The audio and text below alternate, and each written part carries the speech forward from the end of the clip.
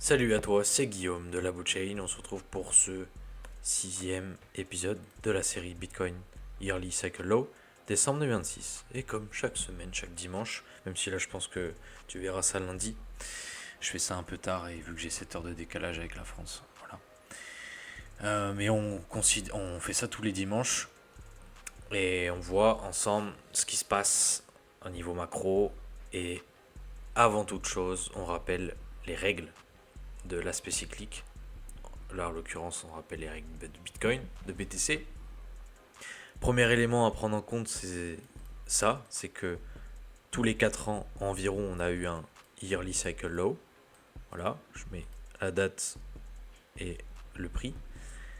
Et si les choses continuent comme ça, on aura vers décembre, ça peut être novembre, ça peut être fin décembre, ça peut être début janvier, ça peut être mi-novembre, mais ce sera très probablement lors du 4e trimestre de 2026, on aura notre prochain yearly cycle low.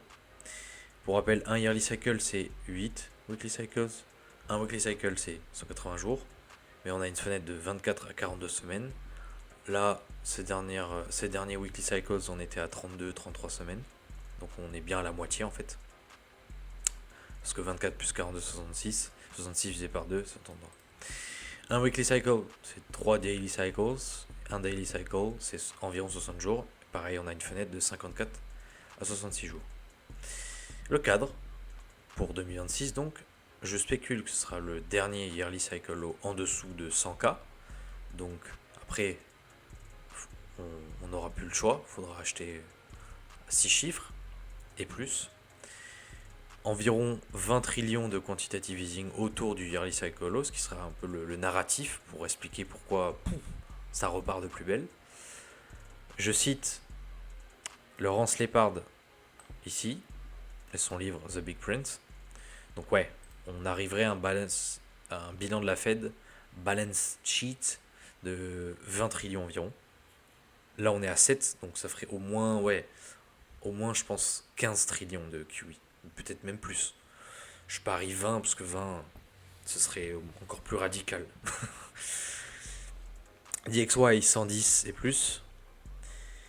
Récession, évidemment, avec une courte période déflationniste, surtout ressentie sur les actifs financiers. Ça ne veut pas dire que le pain va être moins cher et les produits de première nécessité seront moins chers. Non, là on parle bien des actifs plutôt considérés à risque ou à risque. Et la finance, quoi, les marchés financiers. Plus une purge absolue des cryptos, comparable à la dot-com bubble, les meilleurs survivront. Le S&P 500 connaîtra un lost decade, décennie perdue.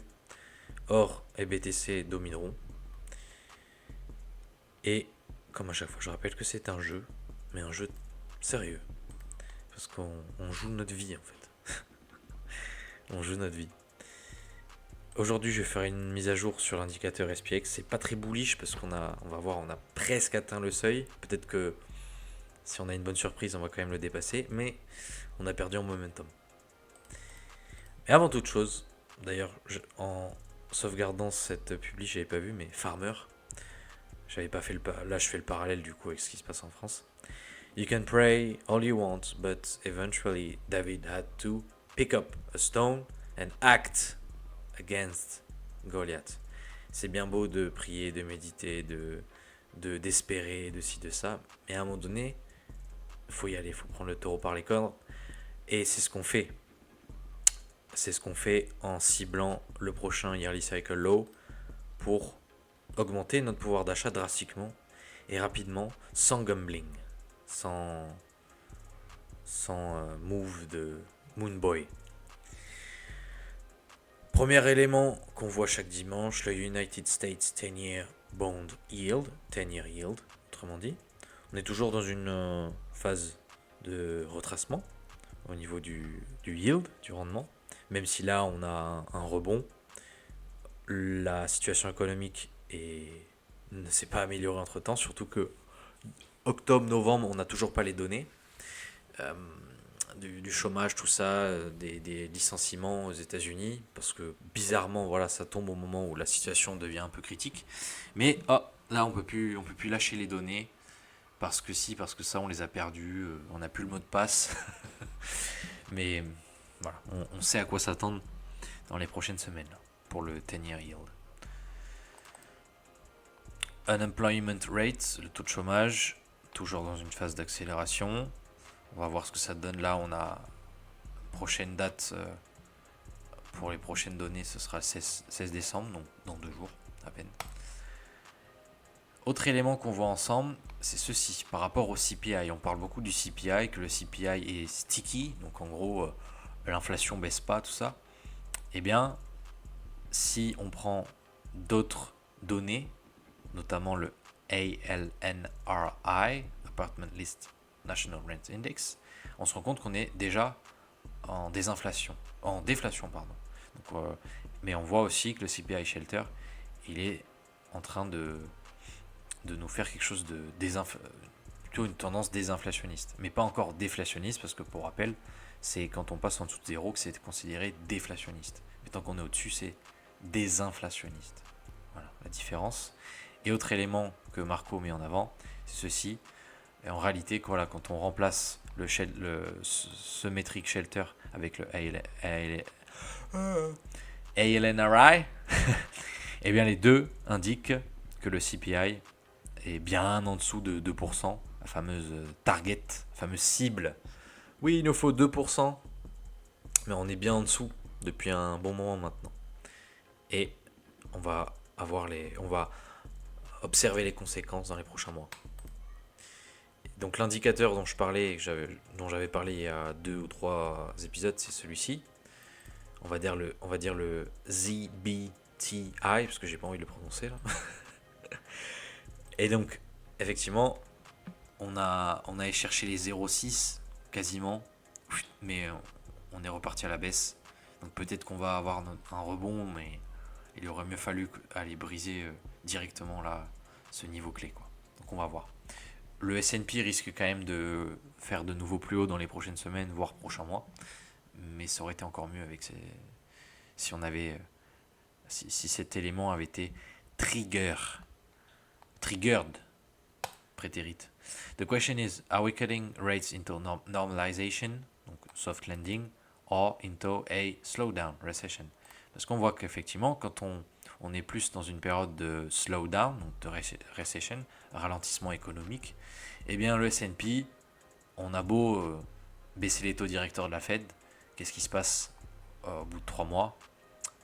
On voit donc ici, recession, 3 mois après, boum, boum, boum, on passe en bear market, quoi. 2001, 2007, voilà, récession majeure, là on en a une majeure, et à chaque fois, hein, voilà, c'est grosse claque après. Donc là, ça y est, on rentre dans la phase vraiment où il faut être au taquet, quoi. Donc attention. Le Lost Decade Case, la décennie perdue. Effectivement, quand on regarde le niveau historique, on regarde l'aspect historique, et bien on voit qu'on a des phases de consolidation, de latéralisation d'environ 10 ans après chaque bull run, singulier, du coup, je crois. Et à présent, on s'attend donc à une décennie perdue, malgré le QE phénoménal qui nous attend très probablement en 2026, fin 2026. Ça ne changera rien parce que l'économie est mal en point. What a big push to the upside would mean here. J'ai fait plusieurs updates. Donc, on parle là de l'inversion de la courbe des taux. Donc là, on avait donc pendant une longue période, on a eu un rendement sur 10 ans qui était inférieur à celui sur 2 ans. Donc là, on est sur le 3 months, mais voilà, c'est 2 ans. Surtout ça, l'inversion, yield curve inversion en anglais. Et donc, qu'est-ce qu'on get? Ce n'est pas le moment où juste on repasse au-dessus de zéro. Ce n'est pas le moment où on range, où on est on est en mode crabe. Mais c'est le moment où on pump. Et là, on se rend compte qu'on a break à la hausse. Donc là, j'avais fait la mise à jour. Alors ça, c'est quel publi? Mais c'était le 2 novembre. J'ai fait une mise à jour il y a 20 minutes. Et on se rend compte que ouais, le breakout a bien eu lieu. Maintenant, on est au même niveau que il y a quelques mois. Donc si là, on accélère, eh bien ce sera typiquement comme ici, où ce sera pas bon, quoi. Ce sera vraiment pas bon et ça indiquera que les marchés financiers ont sûrement topped, topped out et que si on est encore exposé, on risque de prendre cher. Cet élément aussi, très, très important à surveiller, pour l'instant, RAS, mais si on a une accélération ici, ça indiquera que la situation est d'autant plus critique au niveau économique. Donc à guetter, on guette ça de près.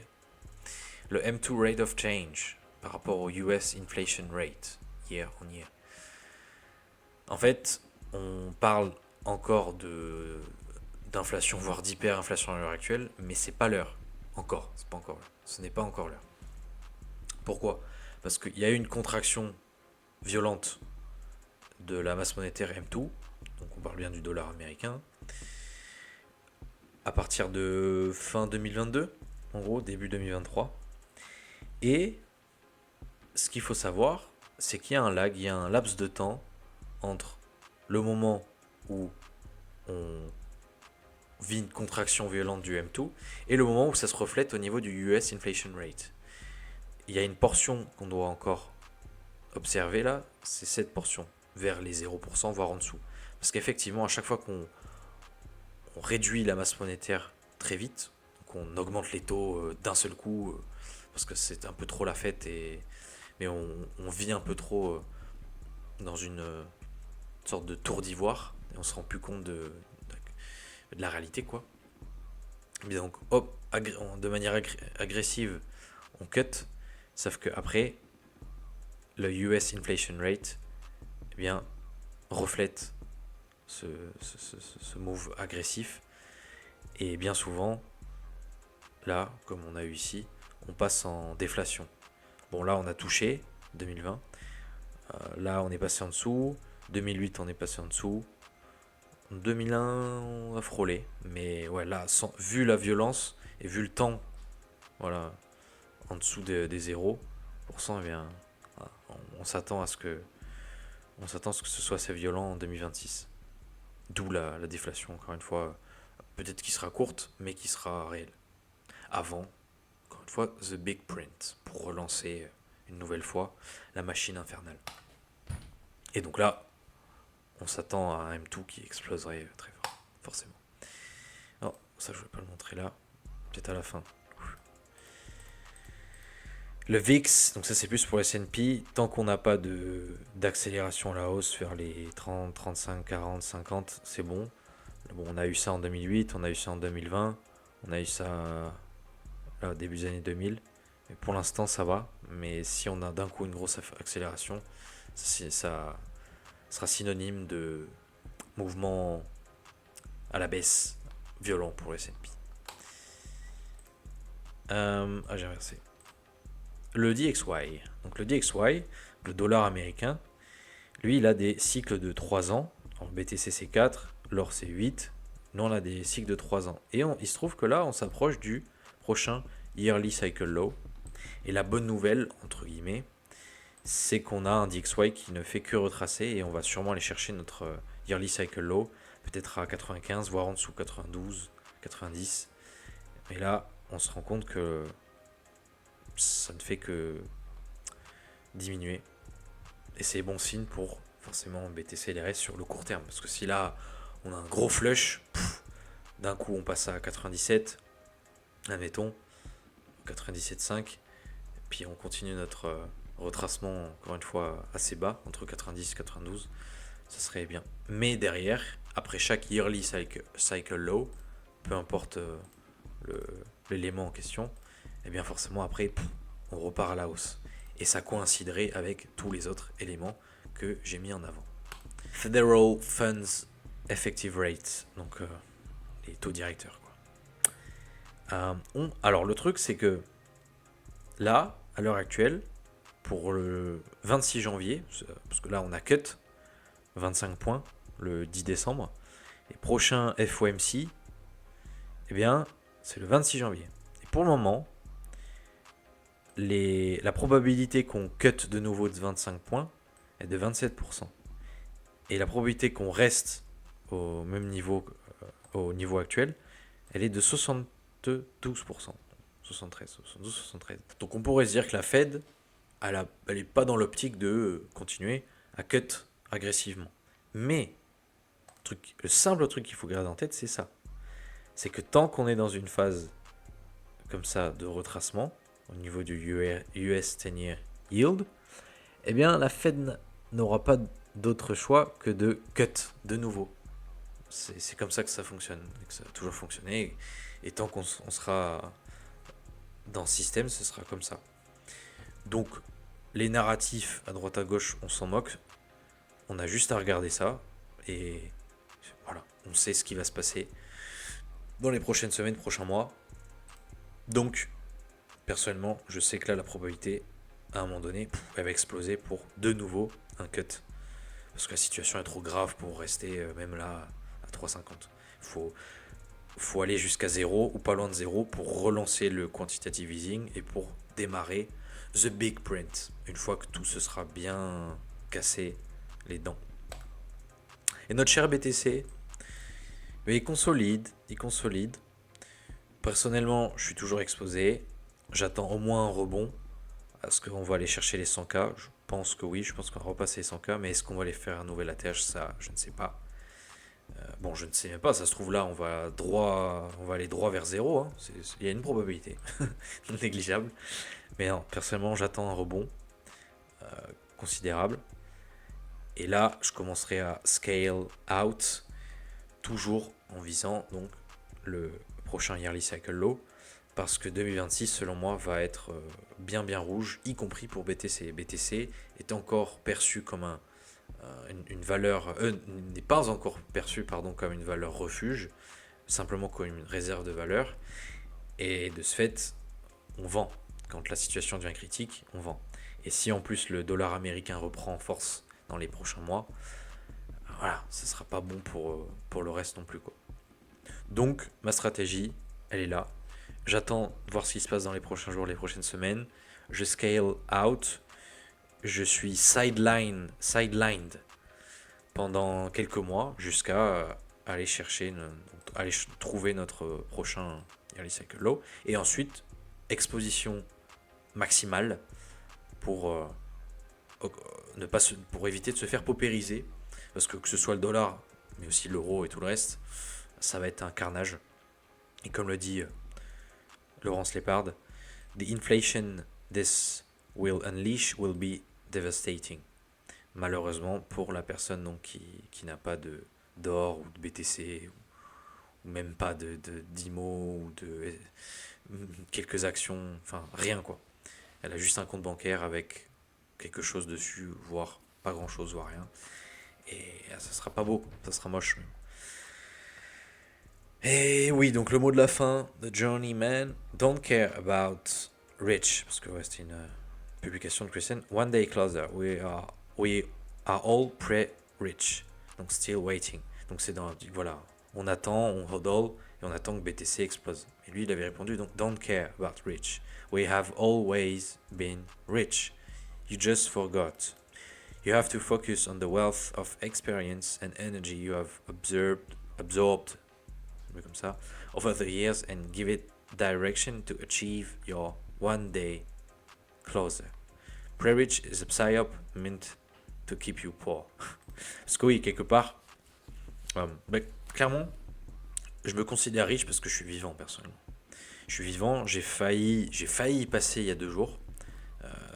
J'ai failli me noyer littéralement. Mais je m'en suis sorti et j'étais très content de fouler le sol ensuite. Et c'est là où j'ai compris que rien que de respirer, c'est déjà beau. Et au-delà de ça, au-delà de l'aspect vraiment fondamental, on a déjà des ressources qui font que on peut se considérer wealthy. Bien sûr, on peut toujours aspirer à plus, mais ça s'arrête jamais. Hein. parce qu'il n'y a pas de limite. Les nombres, après 1 million, il y a 1 milliard, puis il y a 1 trillion, un quadrillion. Enfin bref, on peut toujours chercher à augmenter son pouvoir d'achat.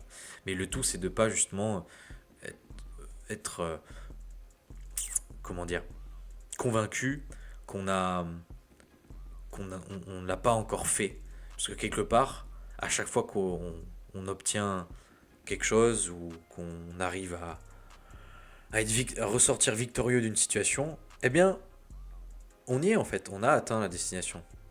C'est quelque part, on est constamment en train de, on est constamment en train je vais y arriver, on est constamment en train d'atteindre la destination voulue. C'est juste qu'à chaque fois qu'on atteint la destination, mais il y en a une autre qui se présente.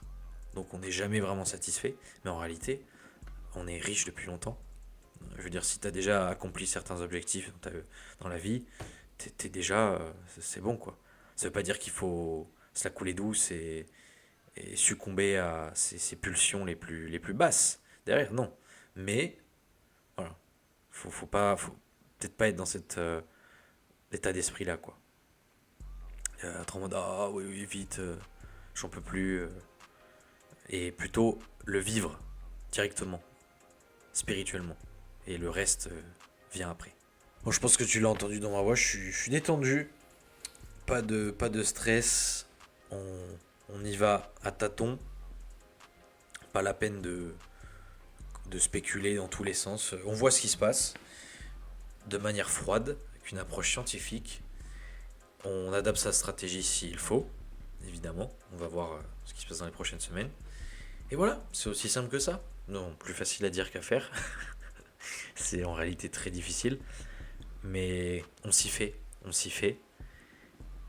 Et on apprécie, finalement. On apprécie le chemin. Et on apprécie de respirer, encore. Allez, sur ce, je te souhaite une excellente journée, une excellente soirée. C'était Guillaume de la Chain. Et à ta liberté. It was hard to know who was more crazy, me or everyone else.